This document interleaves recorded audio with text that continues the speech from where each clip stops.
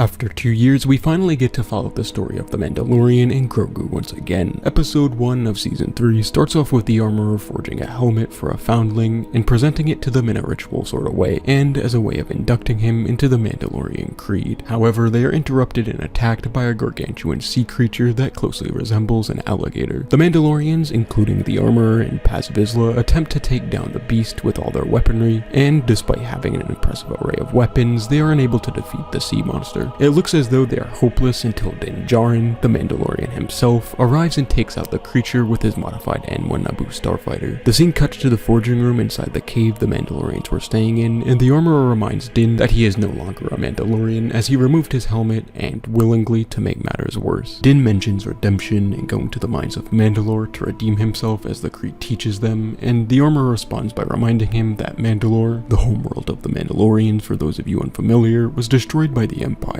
He then pulls out a chunk of crystallized rock with Mandalorian inscriptions on it and informs the armorer that it came from Mandalore as a traveler recently journeyed to the surface. Recently as in since its pulverization. She replies by telling him that the relic is only proof that Mandalore's surface was crystallized by the fusion rays of the Empire. A hopeful Djarin responds to her by stating that if a traveler was indeed able to retrieve the relic, then perhaps the surface isn't poisoned and at least somewhat safe to land on. He continues by saying that if he were able to land on Mandalore and bathe in the living waters beneath the mine, then by creed he would be redeemed and the decree of exile would be lifted. She confirms this and tells him that this is the way, and with that, the Mandalorian leaves the planet and begins heading to the world of Nevarro to revisit an old friend, this of course being Greef Karga. Before he gets there, however, and while in hyperspace, we see Grogu staring at the shadows of purrgils. Now, for those of you unfamiliar, purrgils are space whales that can travel through hyperspace, and we see them in Star Wars Rebels helping out Ezra Bridger. That said, I think this is yet another hint at a live-action appearance from Ezra in the near future, which I'm very excited for. Anyhow, Din soon arrives on Nevarro and notes that a lot has changed on the planet since he last visited. We soon see, as confirmed by Greef Karga, that Nevarro has become more illustrious and respected. Regardless, while walking through the busy streets of the city, Mando stops at the site of a statue in memory of IG-11. While reminiscing about the short time he had with the droid, he is interrupted by now High Magistrate Karga, who welcomes him to his office and informs him that Nevarro is now an official trade spur of the Hydian Way, a massive trade route with a lot of history throughout the Clone Wars and Imperial days of the galaxy, and even before that. Nonetheless, Karga offers Din a generous amount of land near the hot springs to stay on Nevarro and to live on the planet with Grogu. As we see later, Karga is offering Din the land because he needs a marshal. Anyhow, Din politely declines the offer as he has business to attend to, of course referring to his mission to Mandalore. Greef says he's confused as he believed Mando completed his mission, but he's still running around with the same critter, referring to Grogu of course. Din insists it's complicated and they are soon interrupted by Greef Karga's service droid. The droid informs Karga that there's someone in the courtyard waiting to see him, a Nikto pirate named Vane. Vane and his gang of pirates attempt to forcibly enter the school because it was once a bar,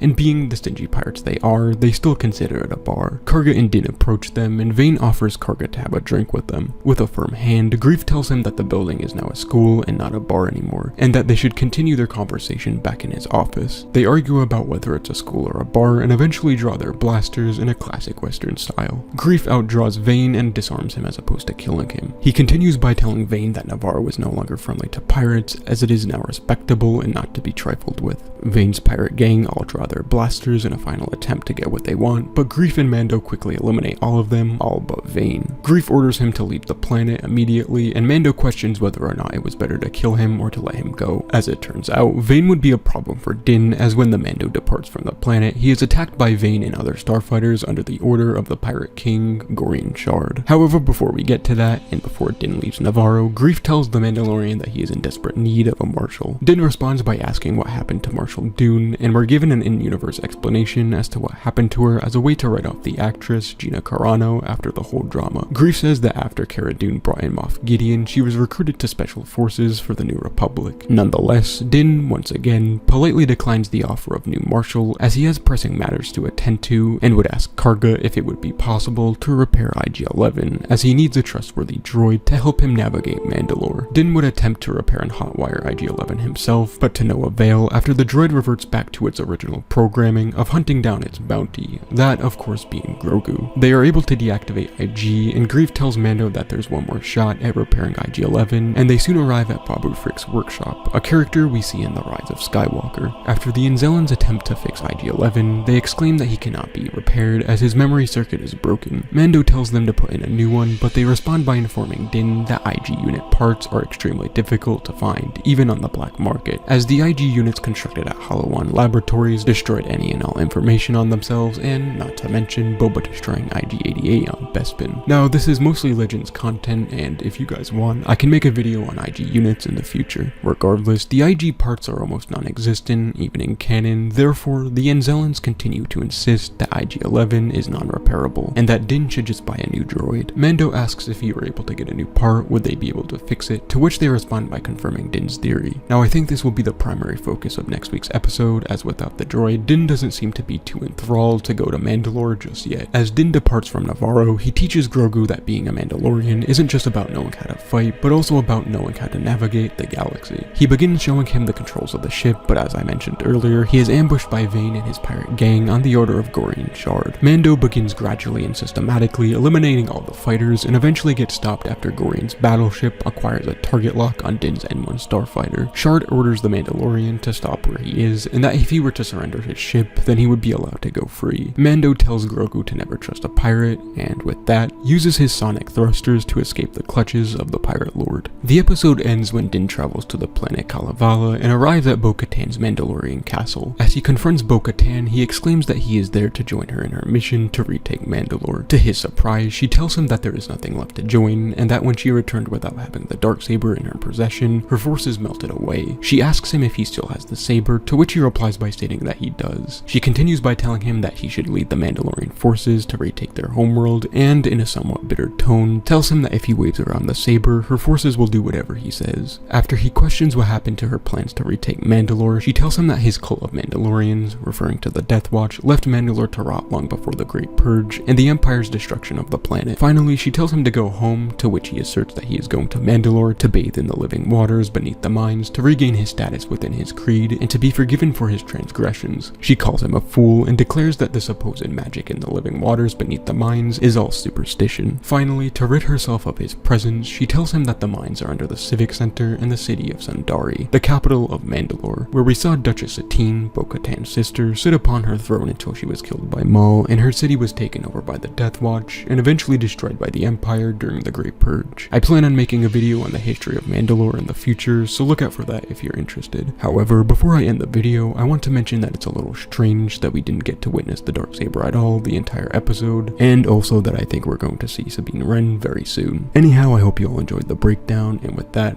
have a great day. See ya.